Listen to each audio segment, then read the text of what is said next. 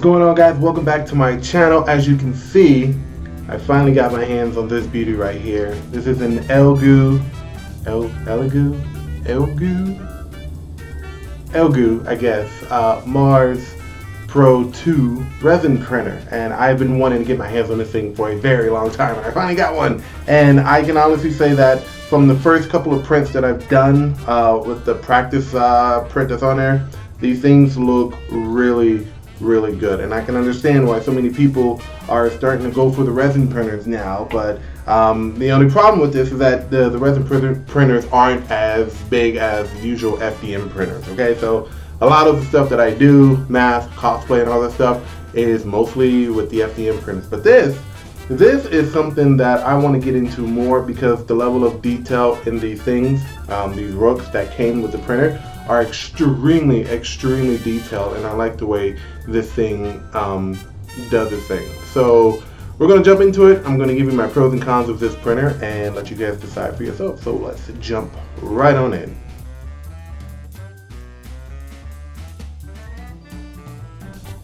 So the first thing you got to understand with this thing is that it is very different from a usual FDM printer. All right, it obviously is smaller and it's easier to put together. You don't have the print bed, you don't have the extruder, you don't have any of that stuff. It comes as is, and then you have to put the build plate. So let me take off this cover.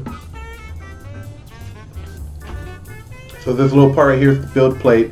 You just snap that right on. This is the vat, or I forgot what they call it. I call it a vat. This is where the resin goes in, and pretty much the whole calibration of this thing is pretty straightforward. It's really easy, it's simple. What I didn't know when opening up the thing is that how messy it was going to be. There was a lot of caution tape around this thing, primarily dealing with the resin. The resin is something that you don't want to get on your hands. You don't want to have the fumes pumping out in your room unless you have a window open. You don't want any of that stuff. So going into this blind, I didn't really know what I was getting into in terms of the resin. Now the resin, I can still smell it right now. Even printing these two out, I can still smell it. So before cracking this open and before doing your first print, I would suggest watching some YouTube videos on how to properly make sure that the resin isn't spilling over, that it's not on your hands, how to properly do it. I mean, this thing came with a mask and gloves, and it tells you specifically in the instructions to wear a mask and gloves before you start messing around with this thing. Very important that you do that. It's messier. I guess that's what I'm trying to say. It's messier than a usual FDM printer. But once you get the hang of it and how it works and how to formally protect yourself against the thing, pretty straightforward stuff here. So that's one of my biggest complaints about the thing. I mean, I'm sure it was out there, but I didn't really look into it and see what was up with this. But for the most part, once you figure out how to kind of do things, it sort of kind of falls in place and you really don't have any issues with it. There's not really any other cons I have with it. No, not really. Leveling was a pretty big deal because you got to get this thing flat. This thing comes with two, and I actually broke one. There is some times where scraping off the prints are a pain in the ass to get off, but these things, if you can't see, are super detailed. They're really detailed, and I'm excited to start printing statues and little figurines and stuff like that. It's really fun.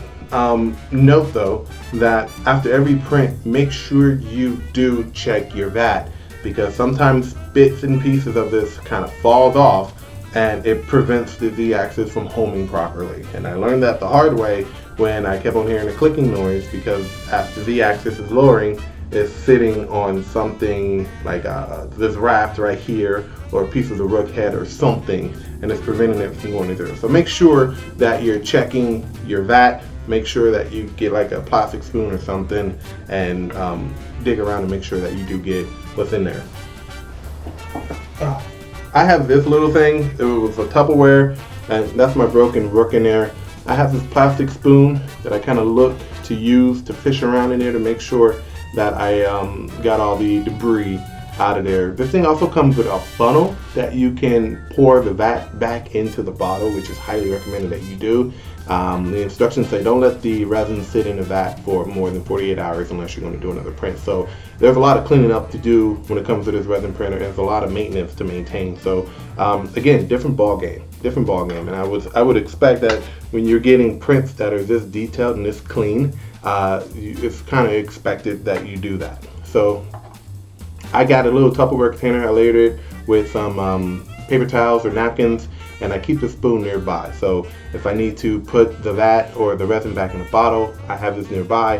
When I'm taking the Z-axis off, that little knob at the top that you see here, you can take that off. I put it in here, and then I use the scraper tool to scrape off the parts. Now sometimes this thing is on here, that one kind of fell off, but rather to have it on the base and not have it at all. Maybe my Z-axis is too close, I don't know. So something to kind of sort of look into going forward. And of course you want to have a solution of alcohol. This stuff is pretty much able to clean up any type of resin on your hands, on the parts. This is what they use to pretty much clean your Z-axis when it's time to pull the print off. So make sure you do have some alcohol sitting next to you or a printer at all times. But yeah, I haven't really figured out the slicing software yet. I just did this cool little print, but this is just a quick video to show you what this resin printer can do, because I've been trying to get my hands on one for a long time, and I finally got one at auction, brand new, and it works perfectly fine. I'm really excited to see what this thing can do. I'm really excited to build more props, but so far I'm overly impressed with how these parts came out. There is a washing and curing machine that comes as a, I guess, second part of the printer process, where you put your parts into the curing machine and it washes it and it cures it to where it looks fantastic afterwards. These I've just sprayed with alcohol and wiped down with a napkin, which kind of did the trick, but I'm pretty sure there's more to it than spraying it with alcohol or anything like that. So that's just my quick 2 cents on what's going on with this thing. So far it's pretty good. I like it. I'm going to try and get into how this license software works and go from there. Also, when you are dealing with these things, make sure you are wearing gloves. I think I mentioned that before. Gloves are very important when it comes down to dealing with this stuff, because you don't want to get resin on your fingers, you rub your eyes. It's an irritant, you don't want that. And of course, and I can't believe I have to say this, don't drink the stuff, don't get it in your mouth, don't ingest it, because the stuff is highly toxic and it'll probably kill you. Okay? So yeah, so far the Elegoo Mars 2 Pro, I don't know what the name is. Wait, it's right here. Mars 2 Pro.